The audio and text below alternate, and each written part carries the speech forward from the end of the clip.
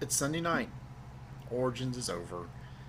What I decided to do was take some of the videos I shot from the past 2 days and combine them together for the video for days 4 and 5. But before I get to those, I thought maybe I would share some of the highlights over the past couple of days. Saturday night, I got to go out and eat with the Secret Cabal and Rodney. They invited me to go out to one of their favorite places, the Hibachi Grill, the Japanese steakhouse, and that was a lot of fun hanging out with those guys. Those guys are a total trip. After that, I got to try Nations the Dice game. I got to play about 3 or 4 rounds, but it was enough that I decided I'm going to go buy it. That's actually one of the games that I purchased while at Origins. I really like that dice rolling mechanic, and I need to play it a couple times, but don't tell my wife this, but I actually, just after that first play, may like it a little bit more than Roll for the Galaxy. After that was the Dice Tower live show, where they do a live recording from Origins and then post it later on their podcast and on their YouTube channel. And that was a lot of fun. Several of us got to get up there and talk about some of our favorite games from Origins and how we were enjoying the convention. But I think the highlight of the night was when they did like a game show type thing, where they did, it wasn't password, it was match word. Anyway, one of those old like 70s game shows they were trying to emulate, and that was a lot of fun. They had a panel of people up there. They would ask a question, and one of the people from the audience would come up and give the answer and hope match one of the people's answers that was on the panel for a prize. It was a lot of fun. They had a lot of people show up. I think they were only expecting like 150 or so, but they ended up getting like 260 people. So keep an eye out for that. That'll be one of their upcoming podcast episodes, and I believe it will also be on YouTube. Now, for the videos you're getting ready to see, these were some of the ones I was very excited to do. I got to try out some of Portal's new games and try out the new epic card game from White Wizards Game, the same people that gave us Star Realms. So let's see what they had to say. So finally, after talking about it a lot on our show, I was able to sit with Chevy Dye, who is the U.S. representative of Portal Games, to try out Rattle, Battle, Grab the Loot. So if you haven't heard anything about it, Chevy, why don't you give us a little bit of an overview of this game and what it's about? Rattle Battle Grab the Loot is a pirate dice battling game where you have a fleet of ships which are represented by your dice. We combat enemy vessels, which could be merchants or navy ships, and we try to sink them for points, which are going to be coins, and loot. And once you get your loot, we can go to the port and we can upgrade our ship. We can hire new sailors, we can buy new parts for our ship, such as cannons and sails, or we can buy upgrades, which make our ship look really cool and do unique things. Yep. And so it has these 2 unique phases where you literally grab a bunch of dice, you rattle them, you throw them in there, and based on relationships and where they are spatially wise inside the box determines what ship can attack what. If you roll cannons, you can actually try to sink them. You have mechanisms where you have sails on your ship where you can actually physically move your dice closer to the merchant ships that you're trying to attack. So there's a little bit of strategy that when you go to the port, you might want to upgrade and buy more cannons, buy more sails to be able to move more often, to be able to grab more loot. That loot generates victory points, and guess what? At the end of the game, the person with the most victory points wins the game. So, I've also got Rodney from Watch It Played and Keith Collins. And so, guys, what was your first impressions of the game, Rodney? Well, I think my favorite part is got to be the shipbuilding here, because you start out with a little compact little ship with a sail and no cannons, right? And a little bit of storage. As time goes on, you start upgrading. Some of us took cannons. Some of you did take cannons. I said, okay, I won't take cannons. The peaceful Canadian said, I'm just going to take sails, and I'm going to be able to hold a lot of stuff and have a party. You know what? But I'm not firing on it anybody. Worked out. It actually did work out. And now I've got my cannons. I'm ready. I'm ready to go to battle now. But my ship is growing. I got special effects. I got this fashionable prosthesis. It's really cool. Visually, it's very appealing to sort of grow your thing in front of you, right? Yep. Keith, what'd you think? I really like it. I like the build your little physical ship.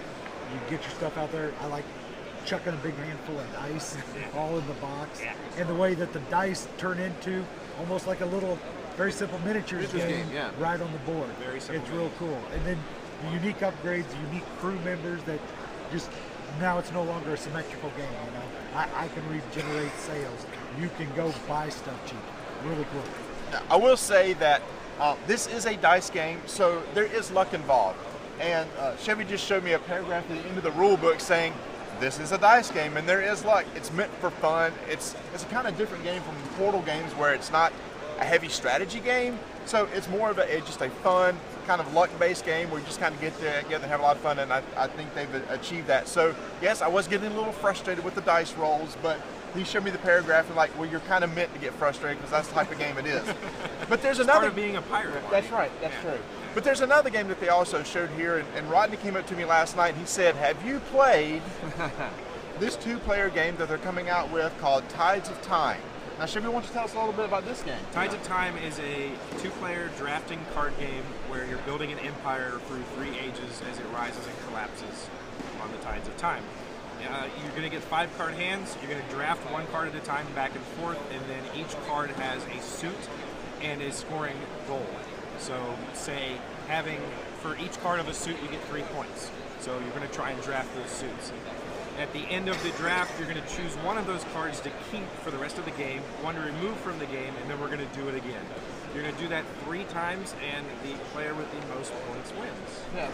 And so Rodney was telling me last night, he said, you need to go try this game. So we sat down today, and Keith and I had never played before. We picked it up in just a matter of a couple minutes and played a quick game, maybe 8-10 minutes for our first game. Yeah. And it's one of those games that you feel like, well, there's not a lot of strategy to it until you get like deeper into the second and third hand, and then you realize, oh, I see the engine that my opponent's trying to build, so I want to deny him this card. Sometimes at your own detriment, because you would rather have another card, and then you can get a little bit of AP because you're thinking, well, if I give him this, he'll get this many points, but if I keep this, I'll get this many points. So it is a great little 2-player thinky game that takes Meaningful about 10 choices, minutes. right? You're sitting Yes. there going, and as it goes on, you get more and more information. A few more cards enter, but you've seen a lot now. You kind of know what your opponent can do, and how do I keep him from doing that and still do what I want to do, all within a very short little game. It was very cerebral. You're really thinking. I found myself thinking, I got crushed my first game. You guys had a really close game, but you can see the more you would play, the more it would reward repeated understandings of the cards and what they do. Yeah, right? and with only 18 cards, you would eventually be able to memorize the cards and know what cards are left in the deck And to that's plan actually, for the future. That's very important. The game really kicks into gear once both players know the deck really well, because now we're playing against each other and not just against the cards. Now I know I'm going to try and stop you from getting this in the future, and you're going to try and stop me. And so what you were talking about, counter drafting, is really important in this game. Right. So, when will these games be available, Chevy? Both of these will be available at Gen Con 2015 and then in retail shortly thereafter. And in addition, another has also brought a preview look at the Atlanteans, which is the expansion for Imperial Settlers, which will also be out at Gen Con. Also, too. And So, retail shortly after. and retail shortly after. So there you go. 3 very different types of games coming out from Portal at Gen Con. One more of a, I don't know if it's an Ameritrash, but it's just more of a fun rolling your dice game with a little bit of the Euro mechanic in it, a luck-based game. A 2-player, pretty decent strategy game, and an expansion to an already really well-done European game. It's going to be an interesting Gen Con for you guys. Yes, it will. Bring lots. Bring lots. Yes. I don't want to walk up on Friday to an empty portal. Yeah. Okay. If you're going to Gen Con, just in case, make Portal one of your Yeah, I first think booths so. you visit Thursday. All right. Thanks so much for showing us. Thanks a lot. Thanks for you having guys for playing. For sure. And go ahead and say it, Rodney. And thanks for watching. One of the games I've been really looking forward to trying out here was the new game from White Wizard. White Wizard Games, White yeah. Wizard Games is Epic. And the reason why is because I've been a big fan. Well, both Tony and I have been big fans of the Star Realms. We were into that game day one. We loved playing it. Yeah. Both Tony and I are big into. We grew up playing the CCGs. Even though we didn't do a lot of Magic, that's kind of how we got into it. But you know what? The problem with CCGs is it breaks the bank. Oh yeah, yeah, and it basically CCGs are constantly asking you to spend more and more money on it, like $50 for an individual card, or buying a new box of cards every couple months, where they're like $120 a box, or the expenditures can be crazy. Right, and in fact, I should introduce this is Rob Doherty, who is the designer of the new game Epic, which is now currently on Kickstarter. So you want to go check this out. So the idea with Epic is to create a CCG-ish type game without the CCG-ish type problems of booster packs. everybody, like former Magic players and stuff who aren't into it anymore, still like to play a game where they can build decks, put things together, as opposed to a deck building game where you're building it during the game. Some of us still like to build decks and come in and play before that. So you've come up with this game system to where you have, what, 4 different factions? Yeah, so there's 4 different factions. There's yellow, which is good, red, which is evil, blue, which is sage, and green, which is wild. So there's 4 colors in the game, and it comes in a little box like Star Realms. So $15, you get a box with 128 cards in it. And this game gives you even more replayability and options than Star Realms does, which is crazy because Star Realms has a lot. But in this, you'll be able to play all your favorite trading card game formats with this little collection of cards. So you can play sealed deck, you can do booster drafts, you can play with pre-constructed decks, all with this little set. You'll get 120 playing cards, and every single playing card is different. So you have 120 unique cards with different artwork, different game mechanics. You'll also get 8 double-sided tokens. So we've got demon tokens, human tokens, zombie tokens, and wolf tokens. So basically some of the cards in the game will instruct you to put tokens into play, so you can use the tokens that come with the game for that. If you run out, you can use scraps of paper or whatever, but having those tokens is very really neat. You can also play multiplayer out of the one box. You can get up to 4 players out of that one box, and you can play either multiple individual games, or you can do 4-player games. We have all the various multiplayer formats from Star Realms also work in this, so you can play Hunter or Raid or Free for All or Hydra or Emperor. All those formats work in Epic as well. You can buy a second deck if you want to be able to do an 8-man game, 8-man draft, or maybe a 3-on-3 draft or a game of Emperor. You can have enough cards with 2 decks to do that.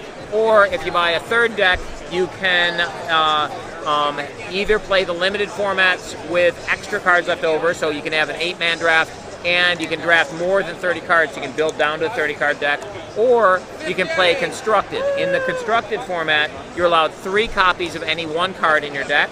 So if you buy 3 sets, you own everything. You own 3 copies of everything, so you own a complete play set. So you can build any deck in the game at home, and then come in and play against a friend who did the same thing. So it gives you all the different awesome formats of a trading card game without the expenditure of so basically 15 or 30 or 45, depending on whether you want to get 1 or 2 or 3 sets, and it opens up all those formats for you. And the play is fantastic because the system that we developed for the play, you get to play a card on your turn, on your opponent's turn, and every card in the game you can play starting from turn 1. So you're playing big, awesome things starting from the first turn of the game. There's no building up of resources. There's no inability to play your cards because you don't have enough resources yet, or you didn't draw any resources. That's not possible in this game. Every game you'll be playing big things, your opponent will be playing big things, and there'll be constant decisions throughout the course of the game. So what's the minimum deck size when you construct a deck? If you for draft and sealed, it's 30 cards. Okay. For constructed, when you're building a deck at home, it's 60 cards. So the constructed rules are 60 cards, a maximum of 3 of any one card, and for every 0-cost card, so some cards cost a gold to play, that little symbol right there, and other cards are free, they have the little 0 there. For every 0-cost card of a color, you need to have 2 cards that cost a gold coin of that color. Okay, interesting. Yeah, so... And here, I just got to play a full game with Rob. He destroyed me, of course. He should. Come on, he made the game. But what he said about the lack of the ramping up thing is totally true. You know, in some CCGs, and Magic being a good example, your first couple turns are like, here's a 1-1, here's a 2-1, and then it ramps up from there. Like the first or second turn, here comes this huge flying thing out of his hand with like an attack of 9 or 10. Right in the very first turn, it's like, whoa, you're just not expecting these big battles to happen early on. But then look, I happen to have something in my hand, this big beast that I could go throw down to defend against it. So you're immediately into the game. You're getting the big boys out in the battlefield early. Yeah, it starts right away. Because a lot of times in other CCGs, first, the beginning of the game is slow. You're trying to get your engine kind of churning. Sure. You can get your deck going immediately right after that first draw and get your big guys out there for the type of deck that you built to use for your game. Yeah, and another advantage of this system that we have is that you can't draw cards at the wrong time in the game. So like when you have a curve built into your game, and you have early game and late game, that means you have early game cards and late game cards. And if your opening hand has a bunch of late game cards, you really don't get to play the game. You get run over before you get to start playing. Or if you're in the late game and all the game's been awesome, be going back and forth, and then I drew an early game card. It's meaningless here.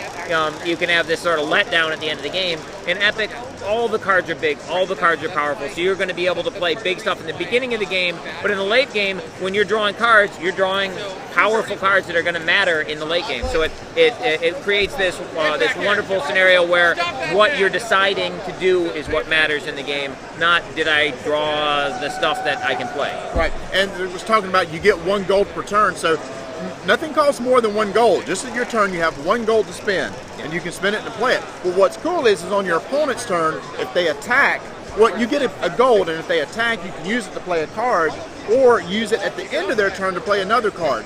Gold doesn't carry over, so it's very straightforward. You get 1 gold, your cards cost 0 or 1, and you go from there. So it's easier to teach, it's easier to get into, but it's still, I saw a lot of the strategies that could be used in building decks and how the different factions work together. One of the decks like helps increase your health. Another one is a bunch of these big wild beasts that once they get together, they're more powerful. They work together in a pack.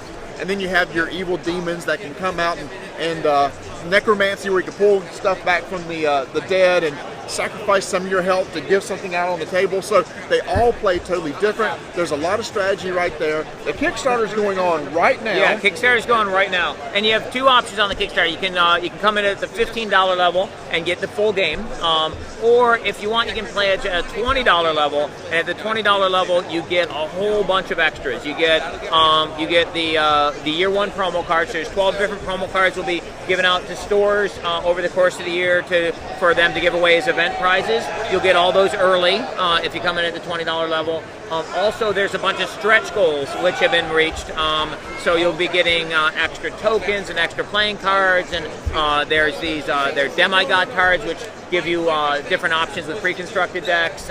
All kinds of stuff's been unlocked, and the stretch goals. And so if you come in at the $20 level, you get the game and all those extra things. So. Fantastic. And when will the game be released? Our schedule is September for Kickstarter backers, and then the fall for everybody else. So we'll see how we try and get the stuff out early to the Kickstarter backers. We'll see how fast we can get it, but September is no problem. And one last question, because you may be going after the old CCG crowd. Do you have any plans for like any organized play events in stores? Yeah, so we have store kits that stores will be able to order, and they can run tournaments. There'll be things like play mats and promo cards that the stores will have to give out at events. So we have those. That store level organized play is going to be part of the game right from the very beginning. Yep. All right, so if this sounds interesting to you, then you need to go check out their Kickstarter. I was a huge Star Realms fan.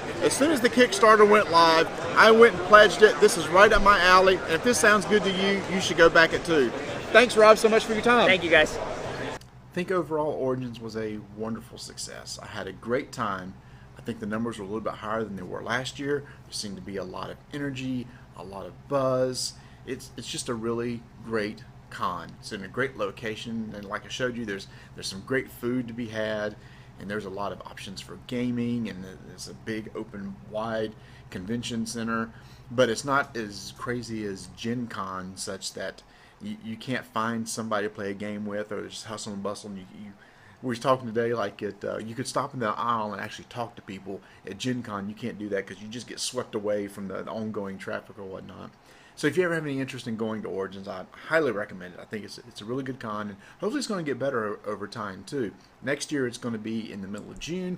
This year was early June, which I think knocked out some people from being able to come, because if you have children in school, they may not be out of school yet. The worst thing about every convention, though, is having to say goodbye to all the friends that you are reconnecting with, or new ones that you're making, and it's always tough and a little bit emotional. It's like, oh, we're going to see each other again or whatnot. So before I go, I just wanted to say that thank you so much for all those that have watched the videos and have enjoyed the videos. Thank you for those that sat down with me and did some interviews with me. And for the last little clip, well, this is kind of what it's like at the end of a big con. Alright, so it's the end of Origins. They're clearing everything down and we're saying bye to everybody. We've got to go, Mark. This sucks. Sorry, man.